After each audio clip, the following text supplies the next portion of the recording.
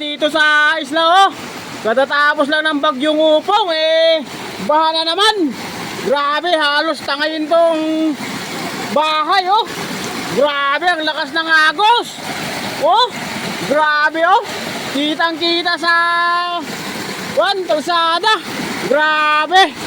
Titingnan natin kung anong sanhi ng baha dito. Oh, tingnan nyo naman. Grabe, oh. Halos sumapaw na dyan sa bahay, oh.